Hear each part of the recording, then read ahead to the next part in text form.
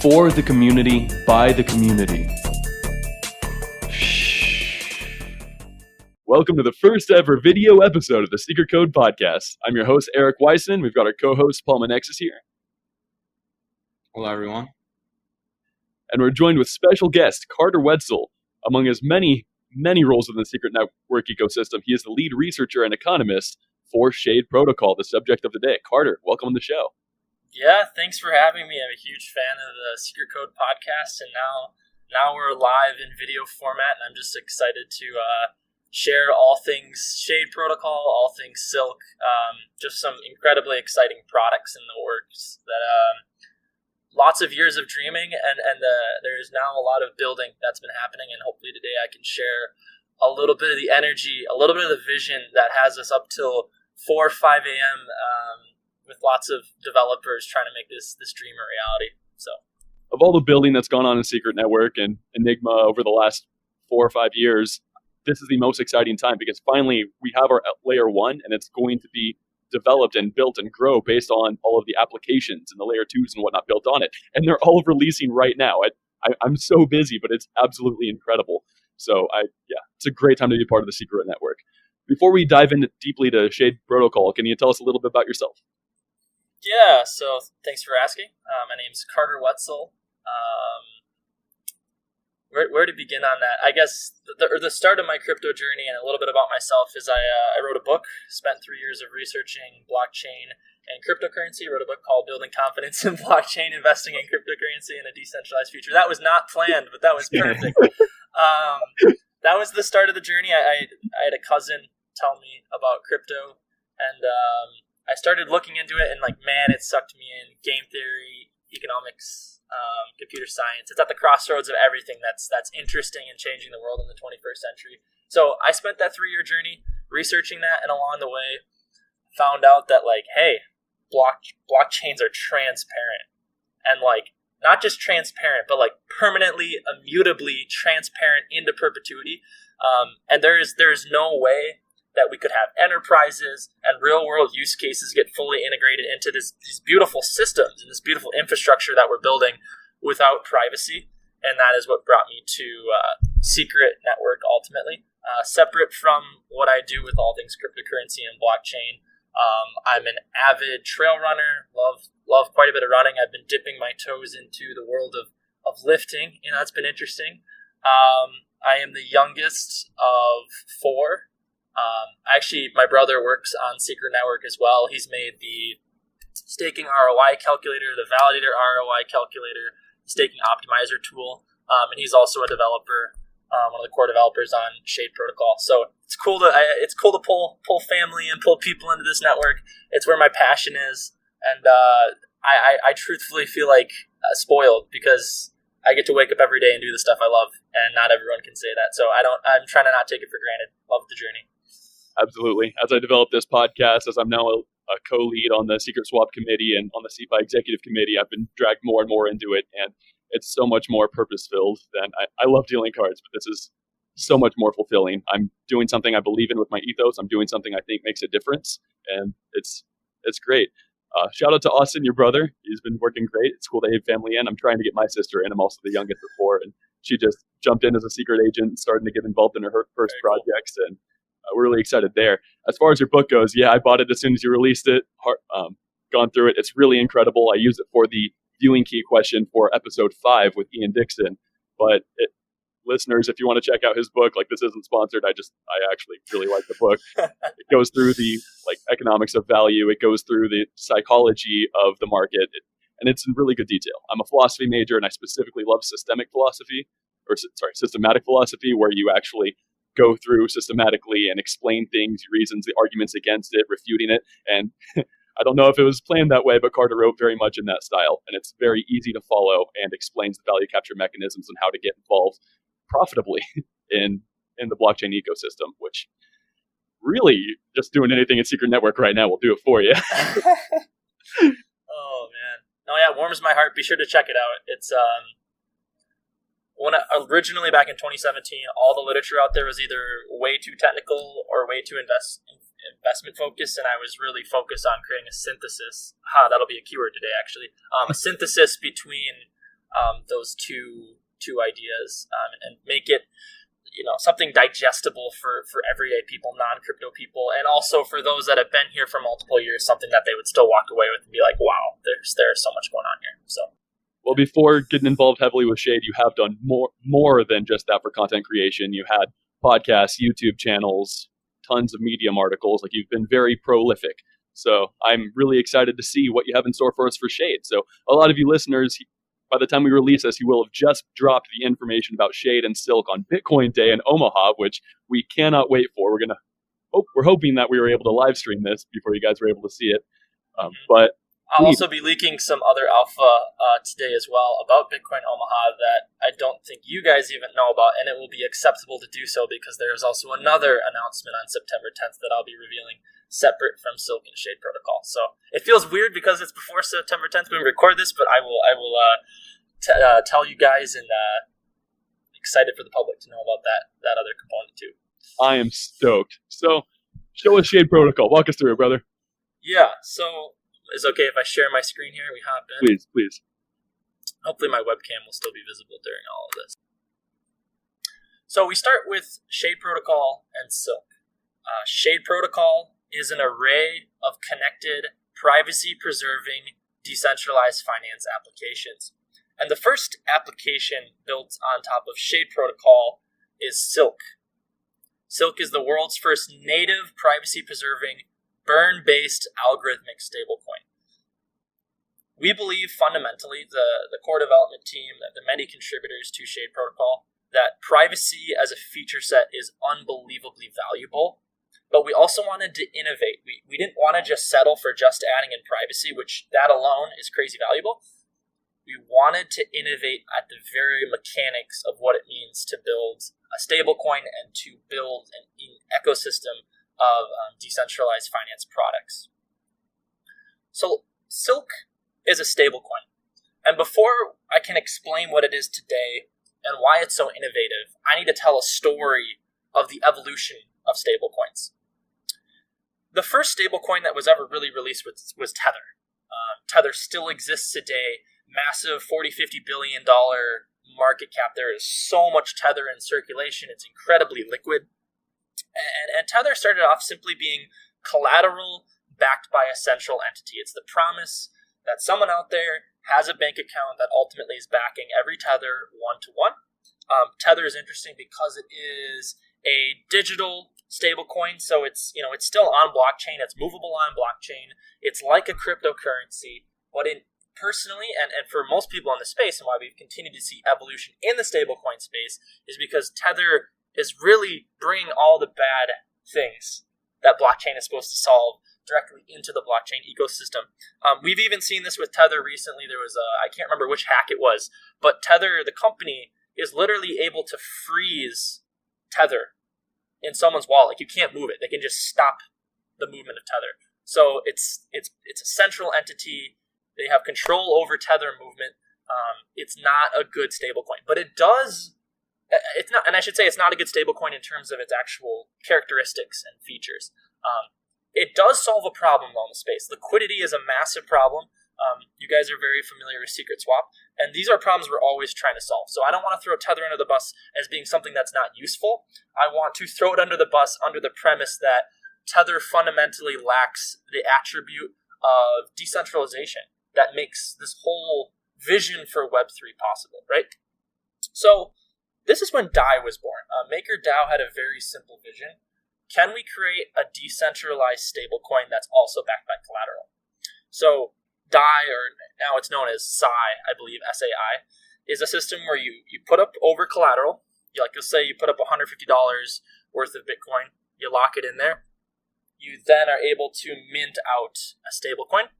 And when the value of your collateral drops and hits a certain liquidation point, there's a whole system of reducing the supply of the stablecoin outstanding. There's an interest fee system to try to encourage people not to essentially mint more DAI.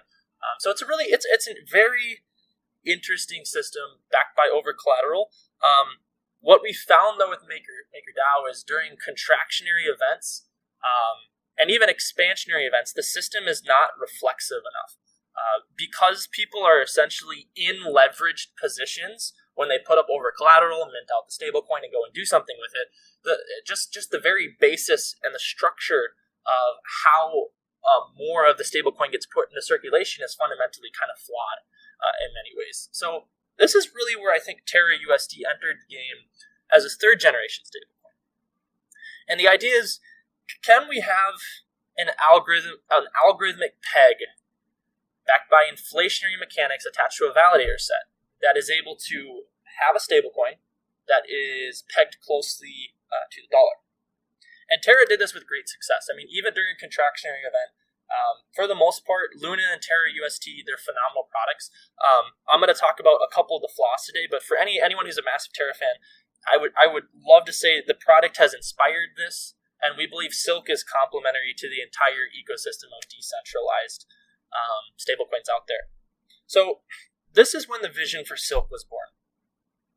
Can we create a stablecoin that has the same mechanisms of Terra, but has a system that doesn't have inflationary mechanics?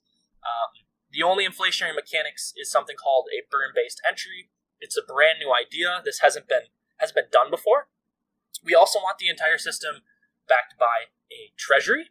And one day, with a product further down the line, it will also be collaterally backed. So we're going to plug in a MakerDAO-esque product into being able to mint Silk. And probably the coolest part is there's no block-based inflation. So every 6 seconds on Terra, there's going to be new currency pushed out in the form of Luna into the system. With Silk, the only dilution of the system is based off of value getting burned into the system and that value being captured for stakeholders. So we wanted to move the needle forward with the mechanics of Silk. And this is separate from privacy. This is just, if Silk didn't have privacy, it would still be a beautiful stablecoin that we think would be wildly successful, and that was always the goal. So Luna is interesting. One of the core problems with Terra USD is there's two things that have to be incentivized. You have to incentivize node runners to process transactions with this whole stablecoin system. So this is where the inflationary mechanics come in, right?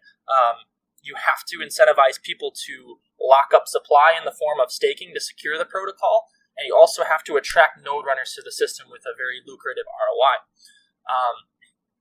This system, though, of indefinite inflation, even though it's reflexive based off of certain market mechanics in terms of demand for Terra USD, at the end of the day, there is a significant amount of power attached to the validator set.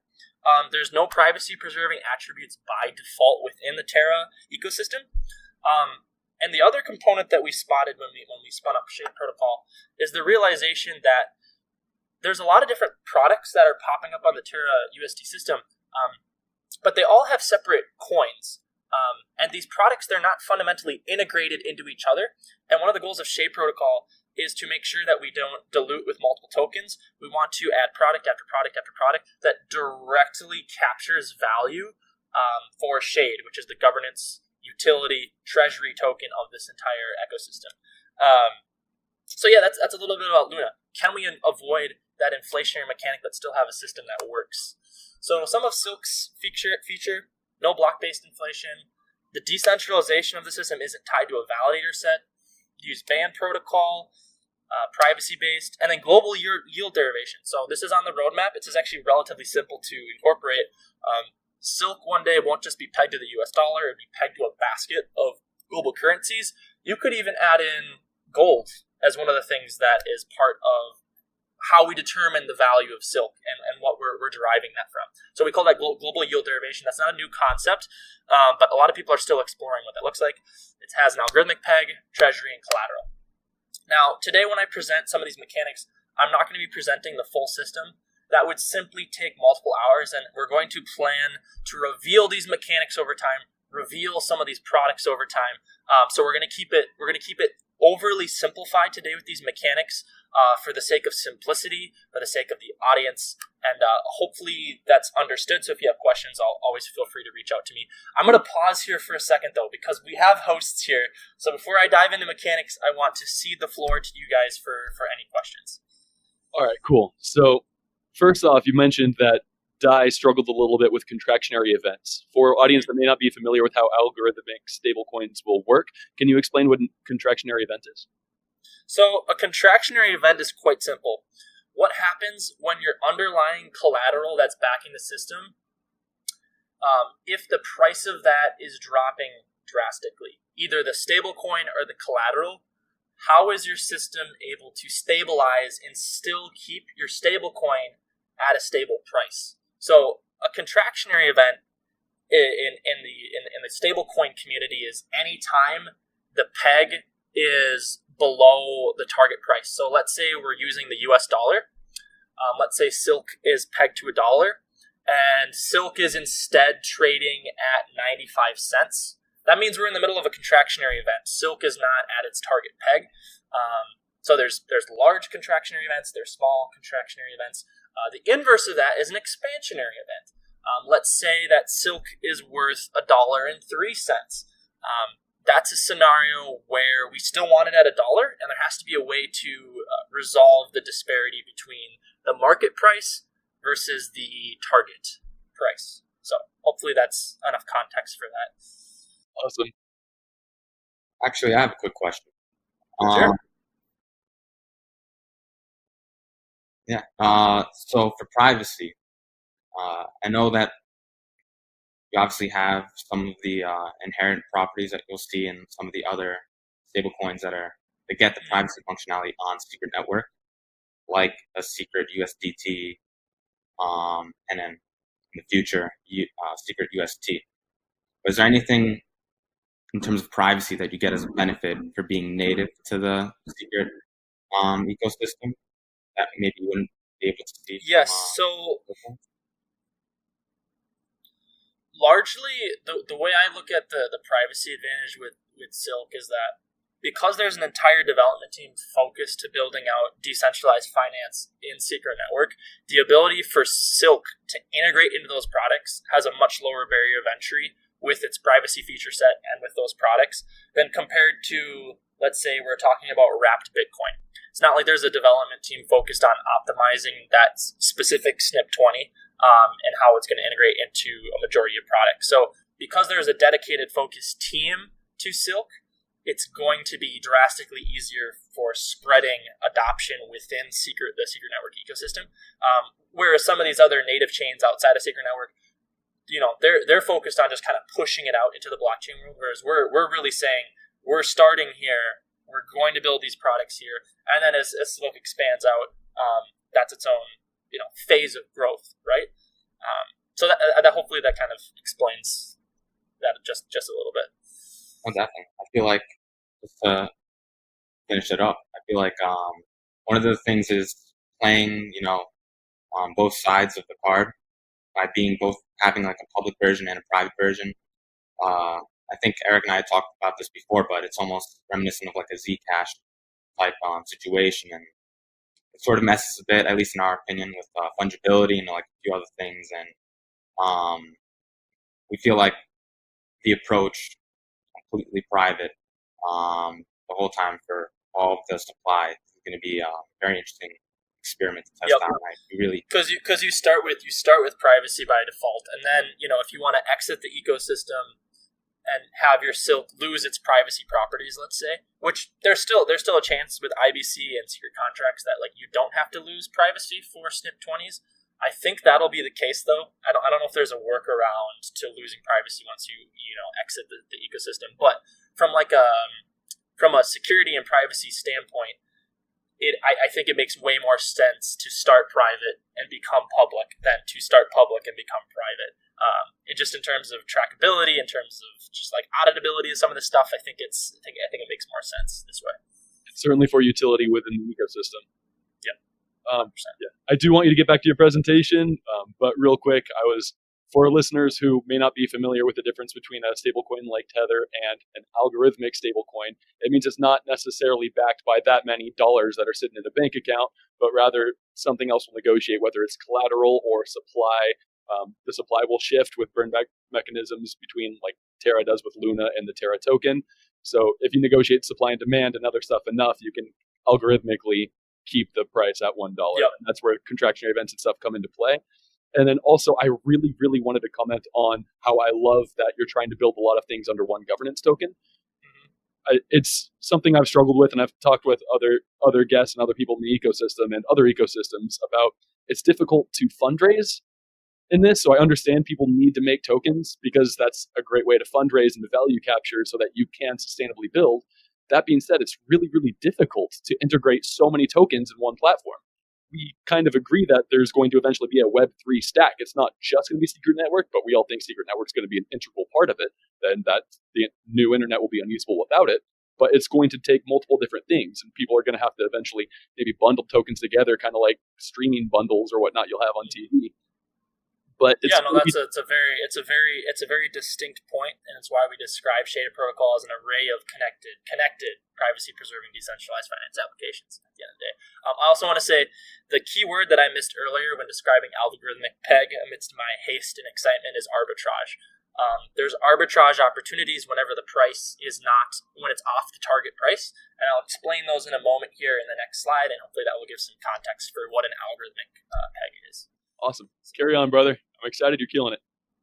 So, these are the most simple mechanics. I want to note there's nuance to 1 and 2 with entry minting that isn't necessarily listed here, and this is for the sake of simplicity for understanding the economic concept. So, 3 tokens at play here.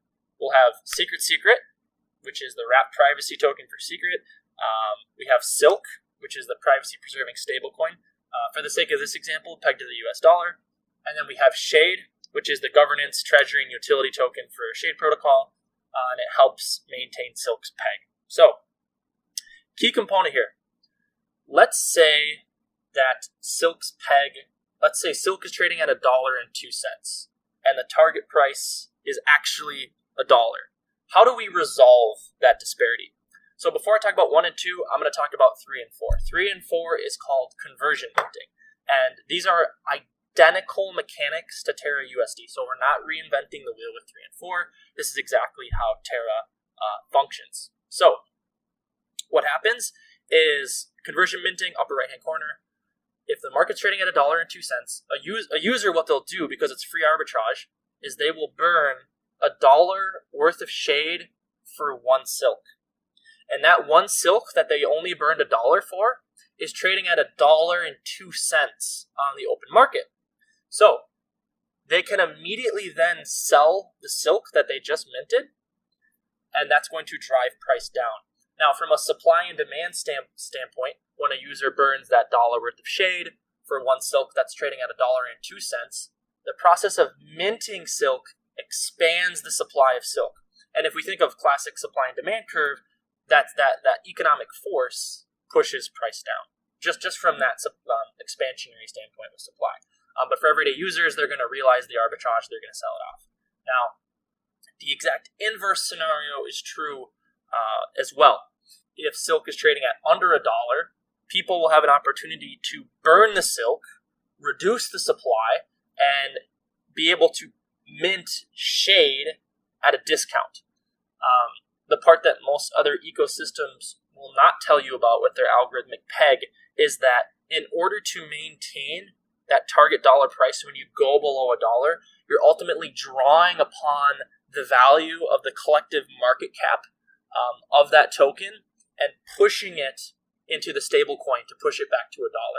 I think other systems, they do explain it, but at the end of the day, your greatest defense for maintaining the value of your stablecoin is the value of the arbitrage, stability, treasury, governance, utility token, which in this case is Shade.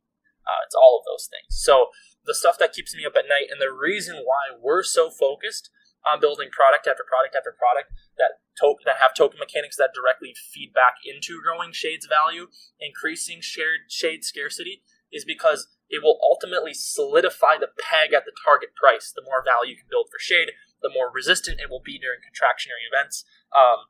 Terra has something called White Whale, and we will be verbally talking about some amazing ideas that we have on the horizon with an equivalent product for Shade protocol and how that would interact with Shade. So anyways, that's conversion minting.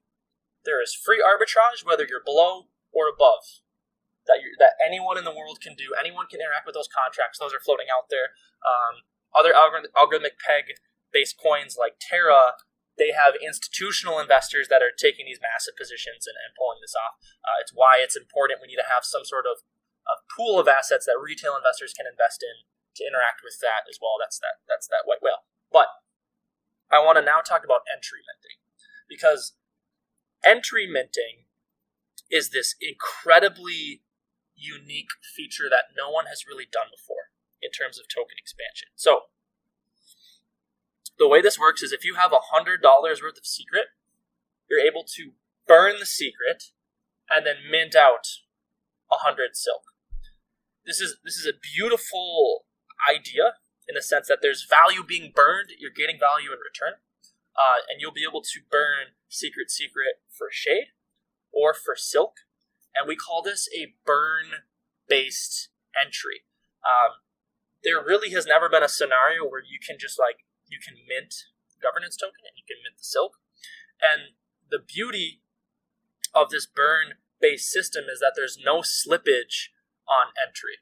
So there's no promises on the other end when you mint silk that there'll be a pair that has liquidity for you necessarily, but your ability to burn into the system with no slippage has that no slippage kind of guarantee in terms of the entire system.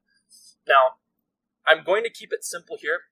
We've decided when we did more and more economic research, we realized that there has to be a cap attached to how much system can be burned into the system every day.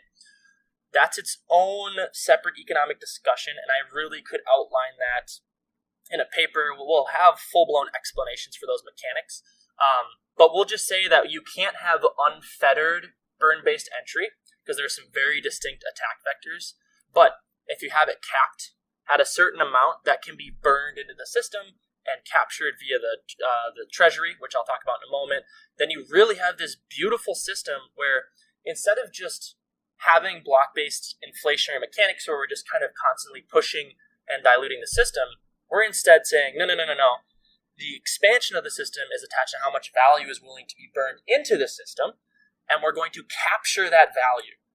So I think it's truly a better way of approaching token expansion in any capacity and value entry into the system. So I will now hand it back to you guys if you have any questions about this graphic.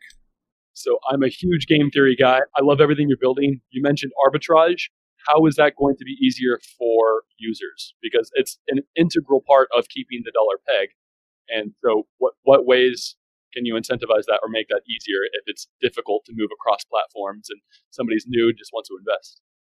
Sure. So there's three plans for this. So first plan is on the front end for the Shade Protocol website. There'll be something that shows you hey, there's an arbitrage opportunity right now. If you burn, click here, you burn your shade for silk or your silk for shade, you have the opportunity to then go on the open market and sell it or buy it, whatever have you. And you can realize arbitrage profits. So the front end is going to kind of alarm you to that and let you know, hey, you're conversion minting and you can earn arbitrage, right? Or, hey, you're conversion minting and this technically isn't going to give you an arbitrage opportunity, so be warned, right? So we want users from a front end perspective to have that. The second one is an arbitrage pool that anyone can contribute to. Code name for that right now is tentatively called Swan. Other names being floated out there are Guardian. And that's going to be its own pool of assets that goes and interacts with contract 3 and 4 on the diagram, and then goes and sells on Secret Swap or Sienna to realize the arbitrage profits. It goes back to that pool of assets, and users passively earn revenue from the arbitrage mechanics.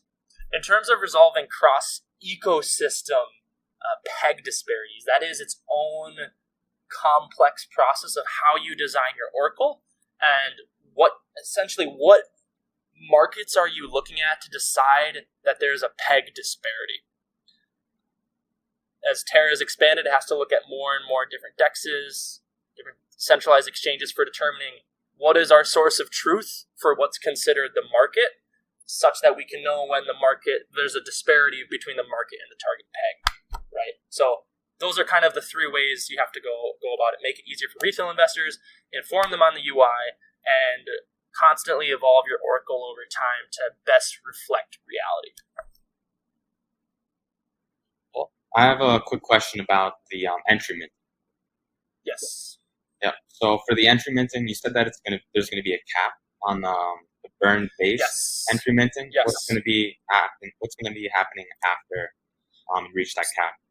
So cap is going to be based off of total supply, total shade supply. So we have specific people devoted to modeling this specific mechanic, because if you had unfettered access into the system, there'd be nothing stopping someone from just minting out, like, let's say like $500,000 worth of shade, right? And that shade supply expands, and there's a lot of attack vectors attached to that. So we need to specifically cap it on a daily basis. So we really view the entry minting as a feature. We picture a world where we have these daily minting events, and people are going to be trying to ape in to be the ones that have a no slippage entry into Silk or Shade. So it really is this fascinating feature. It's a limited feature, and it's also attached to how we slowly expand the supply of Silk and Shade. There is a value capture mechanism with the treasury on the burn-based entry, but and the cap is denominated in shade. So let's say only 50,000 shade can be minted on a daily basis. That's how the entry cap for Silk and Shade is denominated, is shade.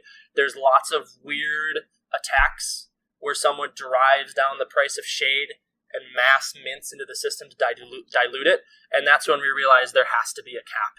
You can't have a feature where it's just like perfect 100% unfettered, no slippage access to diluting a system. That's like super, super, super dangerous.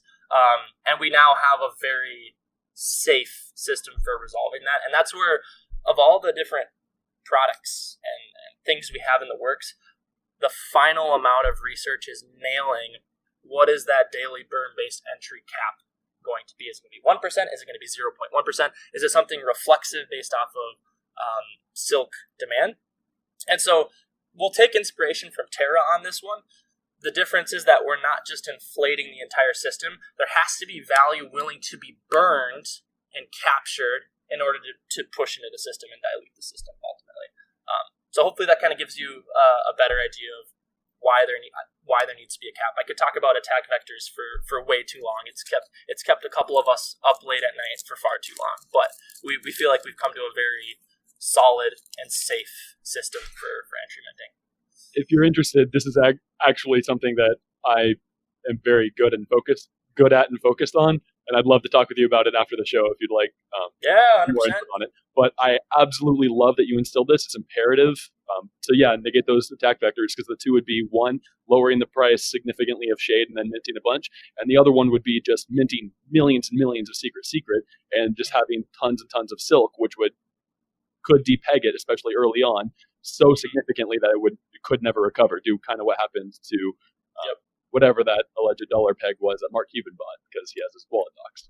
Yeah, and they're really weird. They're really weird attack vectors too, because they're kind of kamikaze style. Because there's no, you'd essentially be attacking the system and then diluting your own value, and there's no liquidity for you at the other end. But it doesn't matter, because one day, 2-3 years down the line, all it takes is one hedge fund that's like, oh, if we have short positions set up and we throw away, $2 billion worth of value to attack the system, but our short positions were $10 billion, hedge fund will do that in a heartbeat. So we have to be thinking about a world where someone's willing to just straight up attack the system and throw their value away. And that's ultimately why we have a hard cap on how much shade and Silk can be minted on a daily basis. And we're viewing it more as this beautiful feature. This no slippage entry is phenomenal. It's super, super cool, super interesting. And I will talk about the treasury in a moment and how it's not just a no slippage entry. It's not just like creating a supply sink. Shade holders will benefit from the burn-based entry, from those tokens that are minted into the system. So that's awesome. And audience, if you're paying attention, you're trying to get interested in the game theory, the incentive structures behind it, it is always important to remember not to look at your incentive structures in a bubble. think about how anybody who has bad intentions, how a bad actor could either just do it for fun or have other incentives, whether it's competition, whether it's short positions or anything else. It is important to consider all aspects in your incentive structures. Carter, you're doing an excellent job. I'm super stoked. Go ahead. Cool.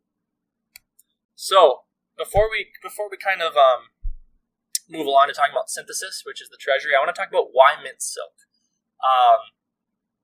Ultimately, you're going to be able to exit a position if you're a part of that, X amount of value in a day that burns in, without the cap being hit. You'll be able to exit a position with no slippage, which is super, super cool, because right now there's a lot of liquidity problems out there within Secret Network, and we're essentially saying for X amount of value on a daily basis, you can have zero liquidity issues, which is phenomenal. It's a crazy valuable feature. We 100% are excited to see how the market interacts with that opportunity. The second opportunity too is we're contemplating minting shade rewards for the initial people that are a part of burning into the system. We're excited to have that. We want to incentivize people to enter in and take advantage of the system. It's going to be super, super fun. We also are wanting to do double LP rewards with silk and shade pairs on Secret Swap or Sienna. Still in the process of figuring that out, but the idea would be if you're liquidity providing to silk and Secret, you would be earning CFI and you would be earning shade token rewards. Ultimately, we'd have to go to Secret Swap governance and get approval from the larger community for that type of idea, as well as Sienna's community as well. But this is something other ecosystems are starting to do, and it would be a super cool opportunity for just getting more TVL into, well, I suppose not total value locked, but total LP in the systems, right? The APYs. Finally, exactly. And then finally, if you own silk, you're in a stable asset. That's just like the, market going down, you want to be in a stable asset. That's not listed on here. I probably need to add that in as a user story. And then finally, if you have silk and it's trading above $1 or below $1, there's the arbitrage opportunities where you can convert from silk into shade and earn those profits. So that's kind of the why mint silk story for V1. For V2, when the synthetic assets market gets introduced, there will be a lot more reasons to own silk, and we will talk about that on a later podcast. You want to just say what a synthetic asset is for somebody who is hearing that term for the first time? So the idea of a synthetic asset is you have a target price in the real world, and then you have a token that as the real world asset goes up, your token is tracking that and also goes up, also goes down. So similar to how silk is kept at $1, you need to have a system, whether it's over collateralized or arbitrage based, that is able to track that real world price. So then fundamentally, anyone in the world with an internet connection with the synthetics market can invest in traditional real world assets by just having an internet connection and owning cryptocurrency and being able to buy a synthetic asset. They can invest in traditional markets. So it's a beautiful, beautiful concept, and we are unbelievably excited to unveil the idea behind the synthetics we're launching on Secret Network with Shade Protocol. But I'm not allowed to leak any more information other than that. Synthetics are more than proof of concept. They are going to be a reality for sure. So. More simply, guys, he's talking about privately investing in S&P or in algorithmically pegged S&P markets. This is absolutely insane, and being able to trade them. This is incredible. Yeah, it's gonna be a fun ride.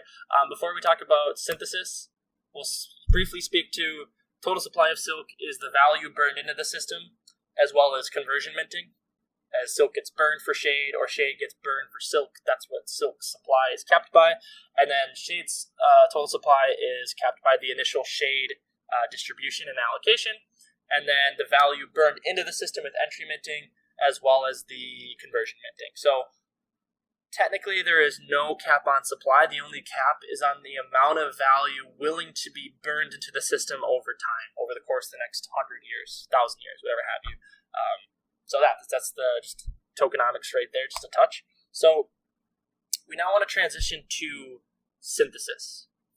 So synthesis is a privacy-preserving decentralized asset management protocol. More simply put, it's the treasury for Shade Protocol. So the idea is that as assets get burned into the system, a percentage of those assets, instead of just completely burning them, is instead sent to a treasury address that is governed by Shade token holders. So let's say we're only allowing 1% of Shade to grow every day in terms of that burn-based entry, then a percentage of that goes straight to synthesis. And so this treasury, we are mapping out, based off of how much value will be burned into the system, how valuable the treasury will be. And, we're targeting after 90 days that synthesis would have about 10 million worth of assets attached to the treasury, right? And that's separate from the initial Shade distribution that goes to the treasury. So just to give you an idea, that's some of the value capture mechanisms of synthesis. And as we add in more products to the system, which I won't talk about, all of these feed back to synthesis. We want the treasury to grow and grow and grow. The more value you have on that treasury, the more flexibility you have with any given product to solve a problem, grow a product, incentivize people to use the system. Synthesis represents flexibility. It represents the ability to handle any bad large market movements. So building value for Shade, building value for synthesis, this is our vision as we expand the privacy-preserving array of connected products. So, and this is kind of the vision here. Burn equals 1 minus X, and then synthesize equals 1 minus burn. So if you burn 50% of the value in, then 50% of the value would get added to this treasury address. And so initially when I showed the system, it was only secret that was getting burned into the system, but this can be any number of tokens. We could have it where you can burn Atom, you can burn Secret Eth, Secret, Shade, Silk, or Secret Bitcoin, whatever have you. We can allow people to burn in up to that cap, and then it gets attached to the balance sheet. So, and the cool part with synthesis is we're going to make it so that there's whitelisted addresses that governance can vote on. And these addresses represent an action that synthesis can perform. So, for instance, contract address 2 is buy Shade with Silk. And so governance, once they whitelist this address, they can then decide, hey, we want to send X amount of Shade to this address and perform this action. So synthesis could buy Shade with Silk. It could burn Shade. Synthesis could become a liquidity provider on Secret Swap with assets on that balance sheet. It could distribute a Silk dividend. And that's one of our focus with this treasury, is a Silk dividend being pushed out from the balance sheet of assets to Shade stakers. We could convert Secret to regular Secret. You could stake Secret. Like synthesis, anything a person can do, synthesis as a treasury address will be able to do, and it will be up to Shade holders how synthesis is used. So before I continue, I will hand it back to you guys. Oh my God, about synthesis, dude! I'm heavily involved in Secret Swap, CFI governance, all that. So we've been doing all kinds of value capture mechanisms, all kinds of theorizing about what could be done with governance and pools and whatnot. And we've got some great, exciting stuff there. But what this brings my mind to is like the most important part for a stablecoin and a stablecoin project is keeping that peg. It has to keep that peg. That is the most important thing. The better the ability to keep that peg, the more utility it has. Because if it loses it, it's done. That is number one most important, far and away, the thing. And with governance, you guys could actually use the synthesis pool to put liquidity in that Arbot to keep that peg. And as it grows, it guarantees that the peg is kept. And that's huge. Yep. And then I'm sitting here knowing that the only way to get involved in this groundbreaking stablecoin and to get Shade, which should disproportionately go up in value as Silk gains utility, is to burn Secret. Or buy it. You can always buy it on the secondary market. That's the other route. Stuff that's already been created, but the only way for there to be inflation and for there to get more, because even as you buy it, the price goes up, and you need to mint more to get arbitrage, is you have to burn Secret. Mm-hmm. Oh my God! Yep, and it's creating a supply. It's creating a supply sink too for the tokens that are being burned in. So no one should be sad about this. Like if someone's burning value into the system, we're making Secret more scarce. We're making Bitcoin more scarce. We're making Secret Ethereum more scarce. So it's this beautiful system, and that was one of the original goals when I set out to design this system as the lead researcher and economist. Is could we create a supply sink for Secret And that baseline idea is what birthed the idea of the burn-based entry, which no one's done before. No one's done it like this. So this is brand new, and it totally opens the door for value capture mechanisms, and it makes way more sense than block-based inflation. Like, why are we just going to dilute the supply to incentivize a specific action when we instead let the open market decide to push its value into the system, and we capture that value, give it to the treasury, give it to the stakeholders. It's just a better capture mechanism than inflation, in my opinion. And audience, to better understand this, if you're like, well, what happens if you run out of secret and there's nothing left to burn? Like, that's not how this works. It's based on banned oracles. It's based on dollar amount of secret. So as you run out of secret and you buy more, the price is going to have to go up disproportionately, and you can still burn the right dollar amount based on the price. Yep. This could launch us to the moon, which I think we're going to anyways, but exponentially. You saw what happened to Terra from $5 to $35 over the last couple months. Yep. This is insane. This is genuinely, in my opinion, a better tokenomics model, and I'm a fan of Terra. Yeah, no, it's and that's the thing, and I want to just once again emphasize we love what Terra is doing, and we view what we're doing complementary to a lot of these other stablecoins out there.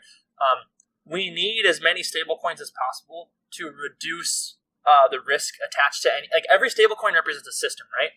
So the more systems that we create, the more decentralized the risk is for the entire ecosystem of blockchain. So this isn't a one stablecoin to rule them all, but this is an incredibly unique, well-incentivized, well-designed stablecoin that will add to the beauty and the diversification of the stablecoin universe, ultimately. So that's private by default, but you can create your own viewing keys so that people can't see everything you're buying, but you can still prove the transactions and justify everything for tax purposes and share your information with who you want to and only who you want to. Yep. And I'm so stoked. I now want to transition back to the arbitrage component. So this was a realization I had. I think it was 4 a.m. in the morning, and I was wide awake thinking about the stability of the system. I mean, this is the stuff that's kept me up just hours and hours and hours. And it led to this series of statements, which then led to an idea with the product. And we'll expand more upon this in the future. This is the final slide, I promise. If you want to say in protocol governance, you must be willing to help maintain the peg. You must be willing to take on some level of risk to help stabilize the protocol and realize the rewards of being a shade holder. So one thing we're doing with staking with Shade is if you stake Shade, you will be receiving that synthesis dividend from the treasury. You will have a say in governance, and you will also, your Shade will be used to help maintain the peg. So it'll go to this larger arbitrage tool, just like White Whale, and that arbitrage pool will just automatically help maintain the peg. So this staking of Shade will reduce the active circulating supply of Shade, which should push the price of Shade up, less supply and circulation. The more valuable Shade is, the more stable the peg is. So these are all self-fulfilling prophecies. The final thing you'll get for staking Shade is stabilizer airdrops, but that's for further down the line. That's alpha for further down the line. So we're really excited about fundamentally incorporating peg arbitrage participation directly into what it means to receiving rewards and being someone that has a voice in governance. You have to be willing to take on some level of risk. And I think personally this is a beautiful set of statements, and this just makes more sense than having a separate standalone product that anyone can participate in, such as White Whale. But like, why not fundamentally incorporate it into your protocol? Right? Like, it's such a powerful tool. So when we have, $50 million worth of Shade staked, that means the peg has $50 million worth of the ARB pool protecting it, plus institutional investors, plus you have synthesis as a treasury as a backup for the peg, right? So like, there's just the game just goes on and on and on. So that's the presentation. I'll stop sharing now. There are more products, more mechanics I could show you, but we're going to hold off for today. I don't want to go too deep into the weeds. So, dude, that is an awesome presentation. I can't wait to see that or something like it on Bitcoin Omaha before the. And final alpha too. Yeah. We'll get you some. So by the time this goes live, I will have already been on stage and I will announce this. But coming September 10th, what happened yesterday or 2 days ago or whenever this gets posted was Shinobi Protocol. So Shinobi Protocol lets you bridge Bitcoin directly to Secret Network. So maybe you guys already knew about that. Maybe it sounds like you guys already knew. But like, this is absolutely wild, and especially as someone that gets to present at the Bitcoin conference, I get to go there, or did go there, past tense, and say, hey, move your Bitcoin into Secret Network, participate in Secret DeFi, mint Silk, mint Shade. Welcome to the world of Secret, you know? So it's so exciting. So I had heard something like that was being built, but I noticed earlier in the conversation you said secret Bitcoin and not secret wrapped Bitcoin. Because right now on Secret Swap, we have wrapped Bitcoin, which is ETH wrapped Bitcoin, and then we wrapped that, so it's like dual wrapped, just so it's the OTP version. It was subtle. Now we're going to have direct access bridge from Bitcoin directly to private DeFi. Yes. With Secret Network. This is so, dude. Yeah. I'm stoked. I'm so glad I did that. And before I was gonna have to go to the. So this is perfectly random chance, by the way. I have to be honest here. This wasn't planned that September 10th Shinobi Protocol would be announcing. But before I was gonna have to go on a Bitcoin stage and somehow convince Bitcoin people about Secret Network. But because the bridge is there, it was so much easier to present. We'll say I'm already confident about that because I can say there's a direct path for you to participate in the stuff we're talking about. So there's some more alpha for you. Secret Network's gonna pop off, guys. It's important to get these actual currencies that aren't smart contract based to get involved in DeFi and to offer them the opportunities that exist in this ecosystem. We just built the Secret Monero bridge, and by the time this episode aired, we will have just released our tutorials on how to use it and how to liquidity provide with CeFi and Secret Monero, our current incentivized pairs. I think right now it's like 160% APY if you're liquidity providing it like I am. But it's, get Bitcoin directly. Like, you don't have to trust everything on Ethereum and immutable blockchain. You don't have to pay $400 in gas fees. So this is great. I also want to say with Silk that if I can't go to Caribou Coffee or Starbucks and buy coffee with Silk on a Visa card, or just buy coffee with Silk straight up, then I will have failed. We will have failed collectively. I will not sleep until Silk is globally accepted with everyday transactions. If you're a project and you're building a stablecoin and you're just thinking crypto, you're thinking way too small. So we have plans to get after it with card payment providers, all of those integrations. We're already thinking next steps. Like, we're already there. We're already reaching out to people. We're already networking. All the exchange listing stuff too. That's its own separate beast. But like, we're here for it. We're not content just to be this. We are unbelievably excited to bring private DeFi to Secret Network. We're even more excited to bring Silk to the world. I can't wait to see the Silk Road map. You're the first person to notice that. The branding was so fun. Oh man, I love the branding. So, thank you for the presentation. Let's talk a little bit about it. Who's on the team? Yeah, so the team, we have some global participation in this. We have a couple people that are remaining anonymous, that are developers with Shade Protocol. So respect to their privacy. I obviously will not dox them in any capacity. The core development team that I am working with, separate from those other core contributors, are Austin Woetzel, which is my brother. Mohammed Patla, he's the founder of Secure Secrets. We have Guy Garcia from Puerto Rico, just a brilliant developer. We also have Jack Swenson, another contract dev. So those are the two main contract devs, are Guy Garcia and Jack Swenson. They're both really sharp contract devs. Austin's front end. Roman Sabin, he's from Spain, another front end dev. So we have four, separate from myself and Mohammed, which are obviously tightly integrated into this entire process of coding and project management, all of that. It's really the six of us that are the core developers, separate from other anonymous contributors, with pushing the protocol into existence.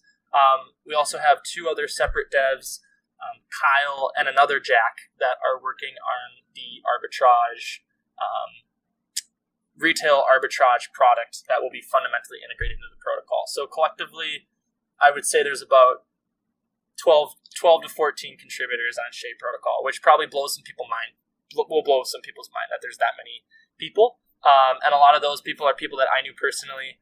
I'm tightly integrated with the International Growth Committee, Jeremy and Dalton, they're personal friends. So some of these developers that they've pulled in is thanks to them. We just continue to pull developers into the Secret Network ecosystem. And it's a young group. I think everyone's younger than 30. So it's a lot of college students that were rapidly, onboarding and saying, hey, you want to go build a product? Go build a product. We are tightly guarding Shade Protocol and that development to just the core team, but we have all sorts of products that we'd love to give people the chance to be like, hey, we have this idea, go build it. You're not going to screw up the main protocol because it plugs in. See what you can do to grow as a developer, and then we'll bring the core team. We'll take a look. We'll take it to the next level. We'll work with you. So I want Shade Protocol to be its own open source movement, and we're literally already starting to see it with just the raw number of developers just for Shade Protocol. And by extension, Secret Network will benefit because we're onboarding developers that could go and build secret NFT projects. They could go build secret DAO projects. Like, they have the skill set, and once they have the skill set, they're not just going to leave. Like, they're here to build the next generation of DeFi Web3 applications. So there's a lot to be said for experience. The blockchain industry has been around for 13 years. There's not the ability to have the experience. And for people who are going to college right now, they get to go to college knowing what blockchain is and getting ready to learn about it. Colleges are offering courses on this now. I mean, I'm just a couple years removed from college, and I don't have that. I'm 27, and I'm the oldest of this group of 3. So it's definitely worth having young participation. I see it as our generation's way out from what we inherited. It's hopefully our way of fixing it. And I actually am involved with some plans to have some big awareness campaigns actually at college universities, having some feet on the ground, giving out gear and whatnot, and answering questions. Hopefully setting up a booth saying smart contracts should be private by default. Change my mind. And we're very cognizant that youth is an interesting argument when it comes to development, because there is truth. There's truth to it. There are developers that have been around for over a decade that how they go about architecture and how they go about these things are, it's very clear that they know what they're doing. So we are, how do I say this? We have eyes on our project from entities that are very experienced beyond the core development team. So it's not, we do have experienced developers looking at this too, giving us guidance. And they're fully confident with the architecture that we put out there. We wouldn't have continued this. We wouldn't have continued to build without having eyes on every single step of the way. And the more eyes, the more people that can make sure something's not going to fundamentally break. But back to the youth component, I think the biggest differentiator that I see with this group of developers is, like, we've met up in person. We have regular, we go get pizza, like, we've had barbecues, we've tossed a football around. Like, there is so much camaraderie, at least in the group that's based out of Minnesota. And everyone there's just so much excitement about what we're doing. There's so much, like, curiosity about what we're doing. And everyone gets the vision. I've had the opportunity and the blessing to be the one that says, this is the vision, these are the economics. But to have people come along for the ride and be like, this makes sense, and we're going to freaking build it, we're going to do this. So many developers out there that don't have that youth are like, all right, like, I'll do this if I'm getting paid $100 an hour. Like, it's very transactional. It's very like this, and this. The group we pulled together, these are people that are like, I don't care about the money. Like, we want to build this. And when you have a group of 10 plus people with that mentality, you literally can't be stopped, because capital is no longer your primary barrier of entry for building it. If you're willing to trade your time to build the vision, you literally can't be stopped. So that's how I view Shade Protocol. It's inevitable. It's coming to DeFi. It's coming to the larger world. The question is, do you want to be along for the ride? Do you want to be on, in my opinion, one of the most exciting products that the blockchain domain has seen in the last year? We're just so excited to get this thing launched. So we're recording this before you've had a chance to hear the episode with Monty Munford from Siena, because we're releasing that tomorrow. We're recording this on Saturday. And yeah, he and I were talking about, like, look, he saw this project, he had lots of different offers, and he's like, this is the future. And the whole thing is, you see a rocket ship, you get on. I was interested in all crypto. We found Secret Network, and we're like, this is the future, and that's why we're here. That's why we're building. What you guys are doing is absolutely incredible. And we see a rocket ship, you get on. And they may not be worried about the money right now. again, not financial advice, but I think we're all going to end up doing really well while developing an ethos we believe in. Yeah, no, it's the ethos that really separates. Ethos is what remains when capital is no longer there. It's what happens when the market price is going straight down. It's the foundation.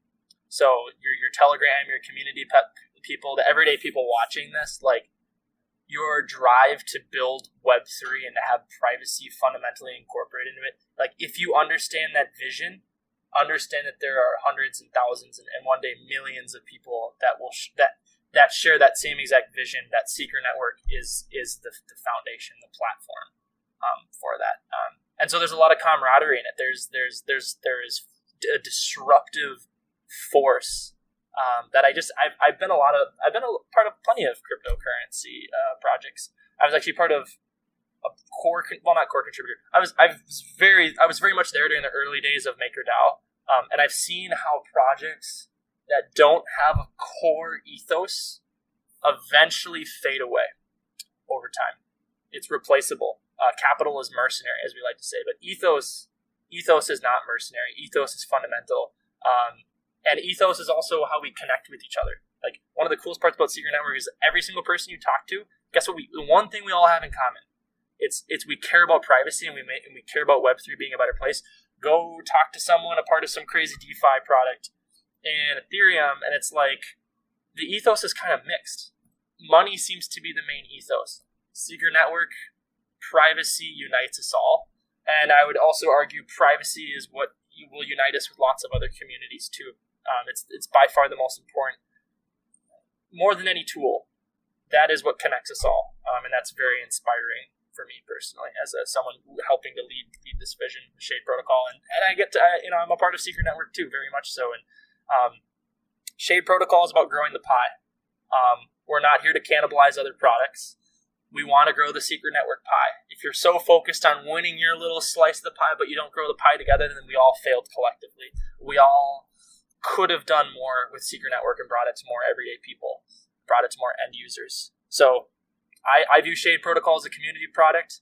I view Shade Protocol as something that will help bring Secret Network to the next level. And we're just excited to see where it goes, guys, honestly. I love it. I look at a lot of things from a philosophical lens, and what you're talking about the ethos predating us and going on past capital and whatnot.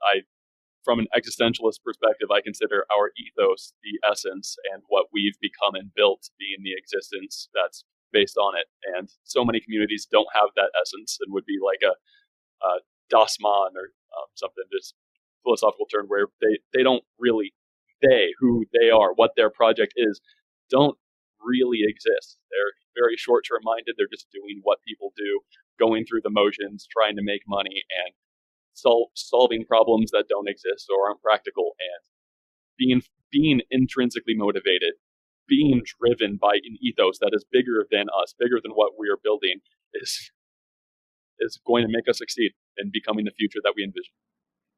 100%. Do you want to talk about any marketing plans for Shade and Silk?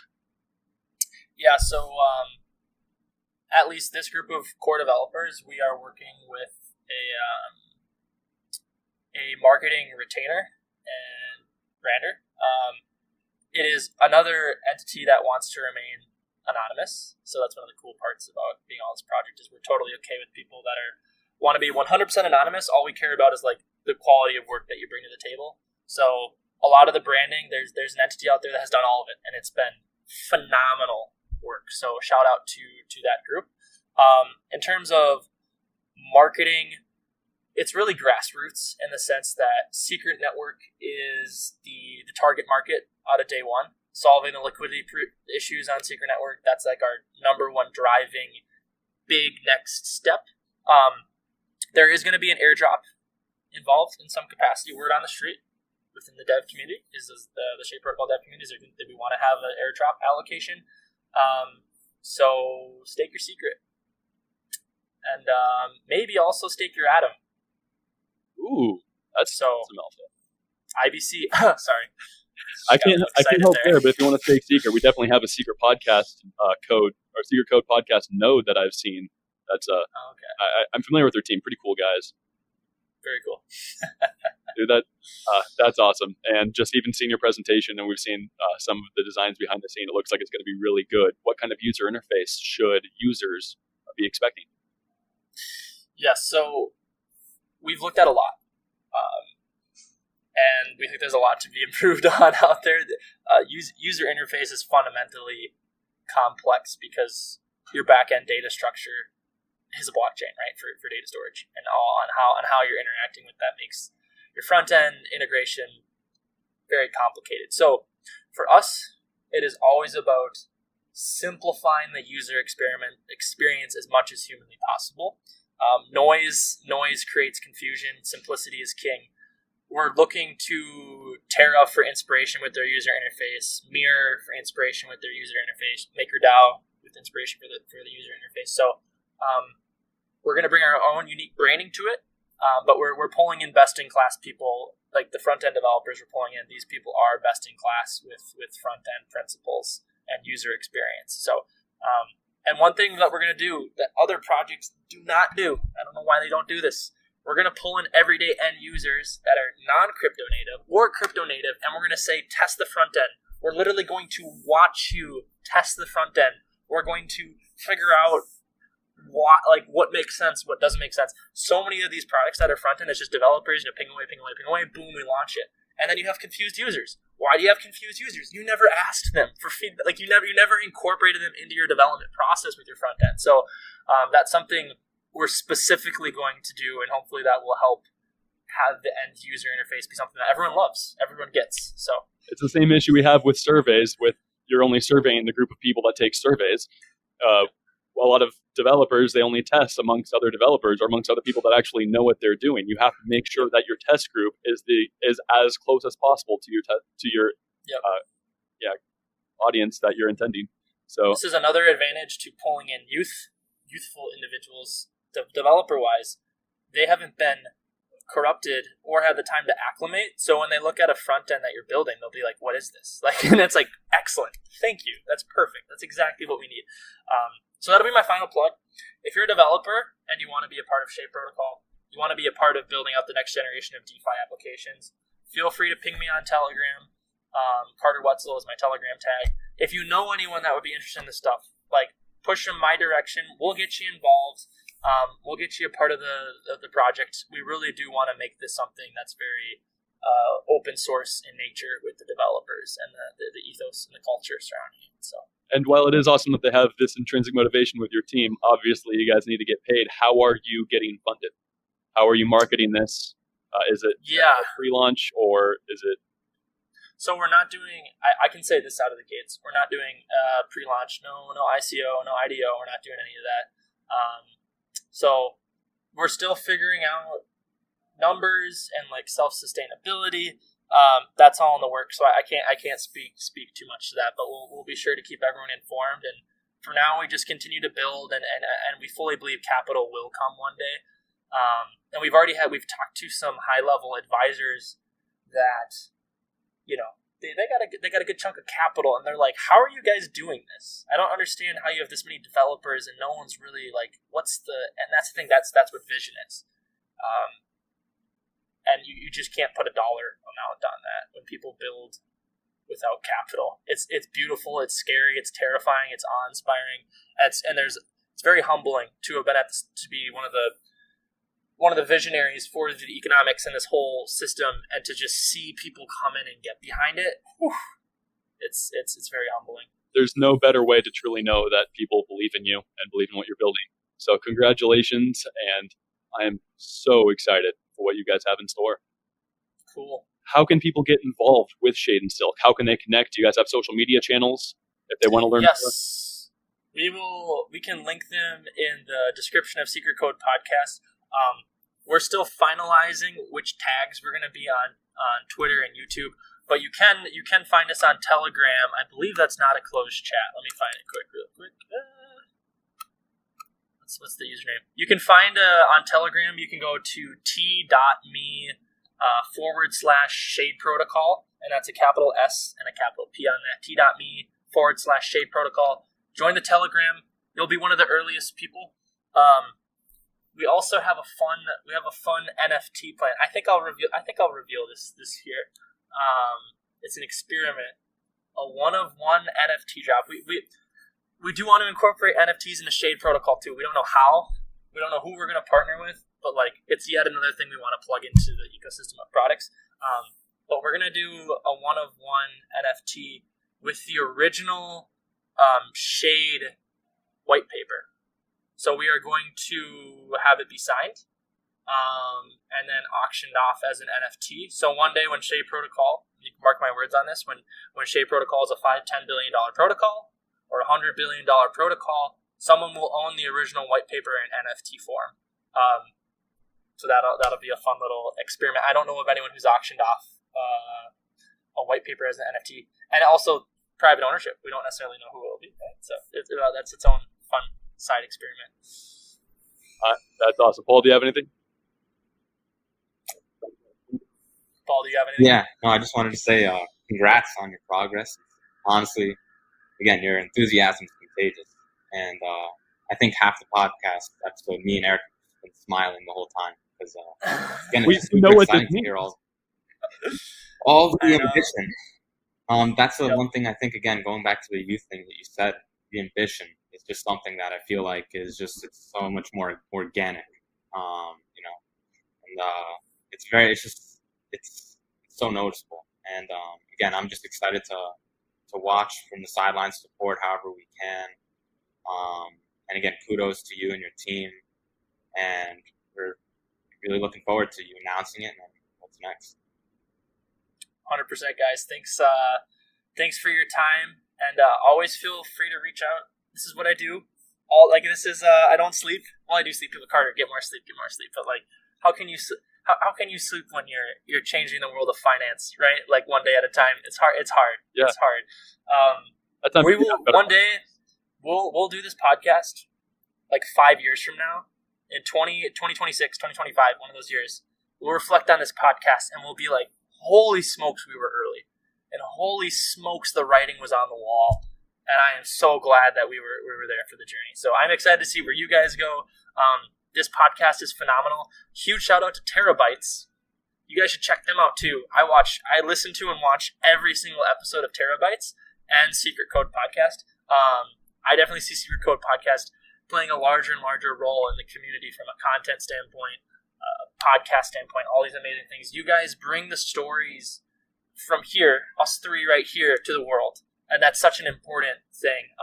I think Secret Network, one of the final problems to solve in a privacy-preserving community is humanizing the entire project. I think we have lacked the human element as a community in terms of content, outside of like Tor Bear, because his face is plastered everywhere, and we love the guy, and he's the best freaking Secret Network evangelist and leader you could ask for. But we need more faces out there. We need to show the world this isn't just some small group. There are people with stories, and you guys get to bring those stories to the larger community, the larger Cosmos ecosystem, the larger blockchain world. So huge props to you guys. It's such an important role. I can't overstate that. Thank you so much, dude. And yeah, this is a test video. If you guys really like these video episodes, we can try to transition and start doing more of them. We are now coming up with more video tutorial material. Like, we're trying to branch out and be more of a community-led and organized media hub for the Secret Network ecosystem, and give you, the community, everything you could need to understand and use all of these applications and platforms that are being built. So stay tuned. Let us know what tutorials you want to be made. Let us know who you want to hear from and whatnot. Like we always say, your input becomes our output. We want to give you guys what you want. So Carter, thank you so much for coming on. This is incredible. I'm so excited for everything you're building. I love this episode. I'm so excited for it. It's a pleasure to have you on, bud. Yep. Have a good one, guys. Thank you, Carter. I also want to give a special shout out to Ranger. He's played an integral role in stress testing a lot of the models, and also working through some of these economic concepts and systems and mechanics. I think Ranger is like an amazing example of how any community member, if you have the vision and you have the skill, that you can make a difference. You 100% can make a difference. So a special shout out to you, Ranger.